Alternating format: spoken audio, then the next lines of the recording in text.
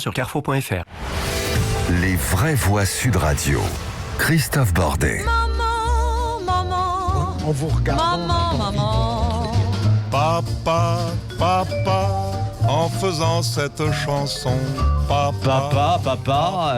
Bon, justement, papa, c'est un peu fini, si je puis dire. Bah oui, nous ne sommes plus, nous les hommes, que de vulgaires géniteurs. On va en parler avec Philippe Bilger. Babette de Rosière est partie malheureusement. Philippe David, Trina. Et on vous pose cette question. La PMA pour toutes, plus de père et mère dans ces cas-là, justement, de PMA, de procréation médicalement assistée, mais mère et mère sur les actes de naissance. Êtes-vous choqué par cette évolution, à la fois sémantique et sociétale ? 0826 300 300, vous êtes les bienvenus et on vous attend. Et puis, bien sûr, les réseaux sociaux, Trina. Mais pour l'instant, nos auditeurs votants sont choqués à 83%. Ah oui, quand même. C'est assez énorme. 83%. Bon, c'est énorme, effectivement. Vous êtes les bienvenus, je le redis, donc on vous attend. 0826 300 300. Allez, c'est parti.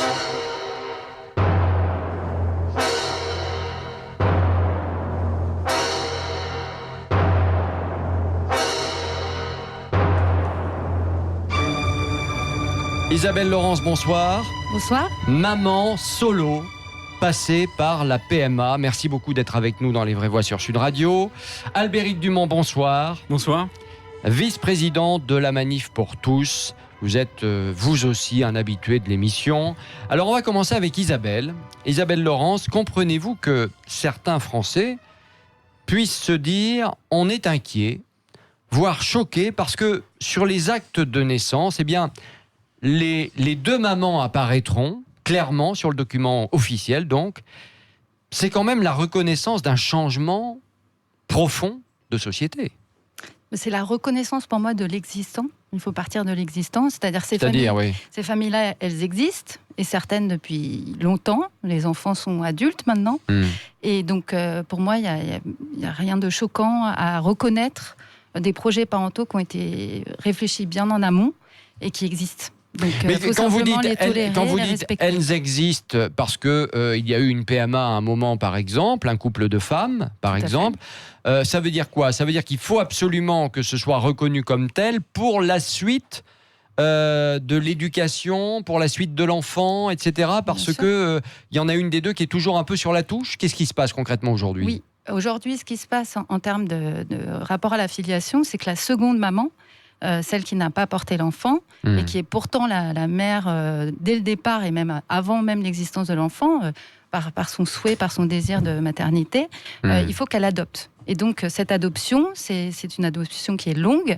Vous avez des enquêtes d'officiers d'état civil qui viennent compter le nombre de bodies qu'il y a dans les armoires chez les personnes pour vérifier que elles sont de bonnes mères. Et pour moi, il n'y a pas de projet parental qui est au-dessus d'un autre ou inférieur à un autre. Et donc, le fait de reconnaître la seconde filiation et donc de reconnaître ces deux mères au même titre, c'est très important. Et c'est important pour l'enfant. Parce que si, aussi par malheur, il y avait une disparition avant que l'enfant ait pu être adopté par sa seconde mère, ça peut créer des drames. Des drames qui vont... C'est-à-dire que l'enfant peut se retrouver à ce moment-là placé, etc. Exactement. Il y a des drames. Donc vous dites qu'il faut absolument l'égalité, quoi. Donc voilà, c'est ça la réalité. C'est l'égalité des enfants par rapport à... L'égalité par rapport à un couple hétéro, quoi. Reconnaître simplement l'existence, c'est-à-dire le fait qu'il y ait deux personnes qui s'aiment, qui ont voulu faire un enfant et qui l'ont fait et qu'on l'accepte, tout simplement. Albéric Dumont, maman sur l'acte de naissance. Alors là, vous devez avoir la barbe qui s'érisse, vous, tel que je vous connais. Encore une histoire de poil. À la Manif pour tous, à la Manif pour tous, la colère doit gronder. Voilà. Non, on n'est pas des gens très colériques. Ah bon ? Non, vous nous connaissez. On est déterminés, mais pas colériques. Après, c'est sûr que ça fait partie des choses qu'on dénonçait depuis maintenant un certain nombre de mois. Il y a eu d'abord la polémique parent 1, parent 2, maintenant mère et mère. Ça va être, d'après ce qu'a dit en tout cas la garde des Sceaux, il y a la mère qui accouche d'un côté, puis l'autre mère, c'est comme ça qu'elle l'a appelé.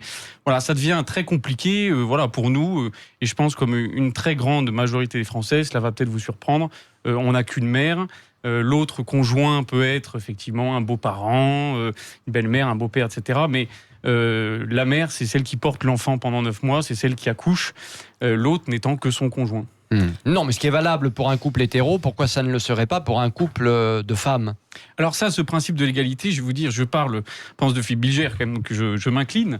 Pas trop quand même, hein, parce que... Ouais. Non, on ne le fait jamais assez. Vous voyez, moi aussi, je connais bien l'émission, finalement. Ouais. Non, vous avez un avis du Conseil d'État de septembre 2018 qui dit qu'il n'y a pas de rupture d'égalité dans les textes tels qu'ils sont actuellement. C'est-à-dire qu'il n'y aurait rupture d'égalité qu'à partir du moment où on traiterait de manière différente des situations qui seraient identiques. Là, on ne peut pas comparer, c'est ce que dit le Conseil d'État, ce n'est pas moi. Alors, vous avez peut-être trouvé que le Conseil d'État a beaucoup de tort, mais enfin, en tout cas, c'est pas la Manif pour tous qui le dit.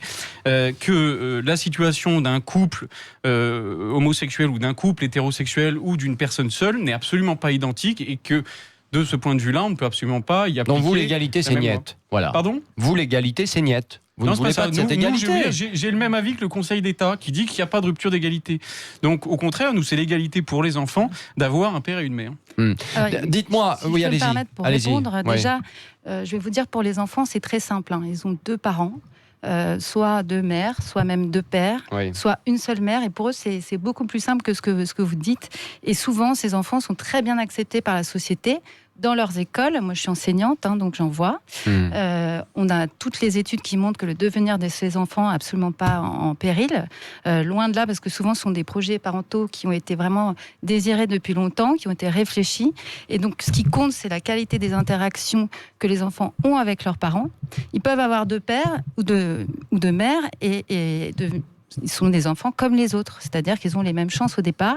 Souvent même, ces projets parentaux qui sont, on va dire, peut-être un peu sur la norme sociale, on va dire, sont tellement réfléchis qu'on investit énormément pour ces enfants. Donc on passe énormément de temps avec nos enfants, et c'est ça qui compte, c'est le temps et l'amour qu'on donne à ces enfants. Et l'éducation, évidemment. Voilà. Et si je peux reprendre par rapport à votre argument du Conseil d'État, il y a plusieurs institutions. Il y a le Haut Conseil à l'égalité entre les femmes et les hommes. Il y a le CCNE. Le Conseil d'État a rendu quand même, dans son rapport, a dit que l'intérêt supérieur de l'enfant n'impose pas de maintenir la législation en état et n'empêche pas de chercher des solutions autres que celles qui existent actuellement. Donc ça contredit ce que vous dites, c'est que justement, il faut s'adapter et il faut donner les mêmes chances aux enfants d'avoir leurs 2 parents dans leur vie, de manière officielle. La PMA pour toutes, plus de père et mère dans ces cas-là, mais mère et mère sur les actes de naissance. Êtes-vous choqué ou pas? C'est la question. 0826 300 300. Il y a Cécile de Pau qui est avec nous. Bonsoir Cécile. Oui, bonsoir à tous. Cécile, on est très heureux. Quel est votre sentiment? Quel est votre sentiment, vous? Oh, alors moi je ne parlerai pas d'être choquée parce que il y aurait un effet moral là-dedans. En revanche, je suis mais effondrée. C'est-à-dire que bon, je salue Albéric, je suis une vieille manifestante de la Manif pour tous. Je suis ça depuis très longtemps. Bravo, madame. Oui. Calmez-vous. Vous n'êtes pas là pour faire votre pub, vous. Attends. C'est pas un foot. On le connaît par cœur, celui-là. Manifestent dans nos rues. Vous n'avez que les auditeurs en votre faveur. Oui, bien sûr. Allez-y, Cécile. Ce sujet me préoccupe, que j'y ai beaucoup réfléchi, que j'en ai parlé beaucoup autour de moi, et que au fond, je suis vraiment déterminée moi également, non pas du tout sans colère et surtout sans aucun ostracisme,